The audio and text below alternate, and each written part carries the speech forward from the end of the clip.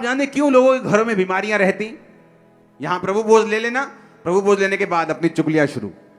और बाइबल कहती है इसलिए तुम बीमार हो, तुम रोगी हो, तुम निर्बल हो, क्योंकि तुमने परमेश्वर की देह को बिना पहचान के लिया। कौन है खुदा की देह? तुम खुदा की देह हो, मैं खुदा की देह हूं, वॉलंटियर खुदा की देह है, तुम खुदा की देह हो। कोई नाक है, कोई कान है, मैं मुंह हूं, मैं बोल रहा हूं, कोई कान है, कोई टांग है, कोई सुसमाचार दे रहा। हर बंदा परमेश्वर की देह के अंदर है। अलग अलग काम हम कर रहे हैं, लेकिन उसकी देह के मेंबर हैं, उसी के देह के अंग हैं। जब एक अंग दुख मनाता है तो दूसरा अंग सुखी कैसे हो सकता है? और इसीलिए कलीसिया में बीमारियां हैं, कलीसिया में कमजोरियां हैं, क्योंकि कलीसिया इन वचनों पे नहीं चलती। उसे हीलिंग से अपनी मतलब है, हीलिंग ले ली सब ठीक है, हीलिंग ली पैसा बोया सब ठीक है। ऐसा नहीं है। परमेश्वर से भी यहीं तक सीमित नहीं है, वो आगे बढ़ना चाहता है आपकी लाइफ। अपने काम से मतलब रखें, प्रेयर से मतलब रखें, फास्टिंग से मतलब रखें, अपनी लाइफ से मतलब रखें कि आपने प्रेयर की कि नहीं की। दूसरों से क्या लेना देना?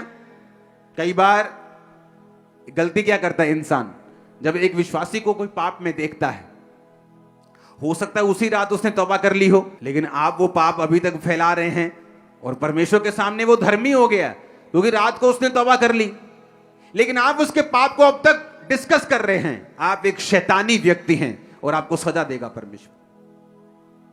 आप मेरी बात को समझ रहे कि नहीं? जब आप उस व्यक्ति की बात कर रहे हैं, सिलेंडर कर रहे हैं उसको, आप टेल बीरर हैं, आप मैलिशियसली, आप दुर्भावना से उसकी बातों को शेयर कर रहे हैं, खुदा पूछता है ये किसकी बात कर रहा है? ये तो वो वाला बंदा नहीं जो रात को तौबा कर ली थी जिसने, ये तो माफी पा गया है, ये तो मेरा बच्चा है।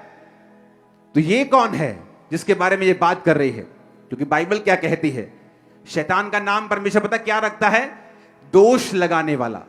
शैतान की आदत है, वो आपके विषय में प्रभु के सामने दोष लगाता है। ये देख तेरा बंदा ऐसा, इसको मार के देख तेरा नाम नहीं लेगा, अच्छा इसको बीमार करके देख तेरा नाम नहीं, दोष लगाता है। और जब एक विश्वासी को आप ये काम करता हुआ देखें, आप उसके पीछे नोट कर लेना मेरी बात को, कभी गलत नहीं होगी। उसके पीछे शैतान नहीं है, प्योर शैतान है, प्योर वाला। बोलते ना यार देसी घी नहीं मिलता जी, शुद्ध मिलता है देसी। तो समझ लेना कि शुद्ध शैतान इस बंदे के अंदर है। और मोस्टली ऐसे विश्वासियों के रूप में आपको मिलेंगे। अविश्वासी आपको ऐसा नहीं मिलेगा, लेकिन विश्वासी मिलेगा। क्योंकि जब शैतान आपको बाहर से नाश नहीं कर सकता, वो आपको ज्वाइन कर लेता है अंदर से। आपके कान खुल रहे हैं, मैं जानता हूं। आमीन। और जब आप इन बातों को समझ जाएंगे, आप कभी धोखा नहीं खाएंगे। आप अपने काम से मतलब रखेंगे। आप ये समझ जाएंगे कि जो चीज सही नहीं, मुझे उसके लिए प्रेयर करनी है, जो सही है उसके लिए थैंक्स करना है। हालेलुया। ऊंची आवाज में बोलो हालेलुया। घर में जब तुम्हारा बाप तुम्हें पीटता है, शराब पीता है, या कोई दिन तुम्हें उसने कहा नहीं ऐसा नहीं करेंगे, तो तुम इंटरनेट पे नहीं डालते हो, तुम पूरे मोहल्ले में जाके नहीं बोलते मेरा बाप बुरा व्यक्ति है, क्योंकि वो तुम्हारा परिवार का हिस्सा है। लेकिन जब कलीसिया में हम कहते हैं कि ये मेरा परिवार है, तब वो परिवार का वो वैल्यू कहां गई जो तुम्हारे घरों में है? तब वो कहां गई? क्योंकि तुम मुंह से बोलते हो, तुम्हारा दिल दूर है, तुम फेक आदमी हो, तुम एक फेक औरत हो, और प्रभु तुम्हें इसकी सजा देगा। और इसी कारण बहुत से विश्वासी आपको बीमार मिलेंगे। ना तो वो पाप कर रहे हैं, ना वे विचार कर रहे हैं। फिर ऐसा क्यों है?